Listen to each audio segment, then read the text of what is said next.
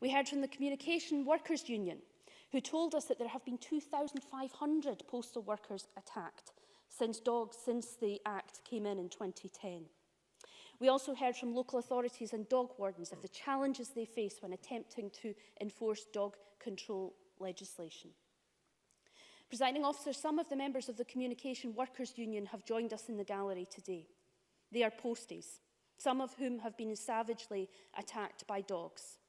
There have been 129 attacks on Royal Mail employees in Scotland since April just this year. If there had been 129 assaults on postal workers by other people, I have no doubt this would be taken a lot more seriously. John is in the gallery, Presiding Officer. He's a postie and he works in Dumfries. He was savagely attacked a year ago by a dog. His arm was horrifically injured and he has been left with permanent disfigurement and disability in his arm. He is 60.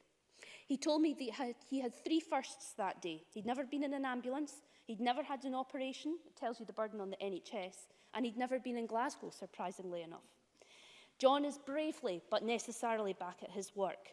But this is the scale of the threat our workers face every day, as they have more and more contact with householders and by consequence dogs, because they deliver an increasing amount of parcels, which forces them to go to the door and be welcomed into the house or have a transaction at the doorstep. Now, this is the Royal Mail and the CWU, but the story of and safety of care workers who spend a lot of time in people's homes, other delivery people and Amazon drivers is untold, because these industries are not as well organised or represented. But make no mistake, the threat to them is just as grave.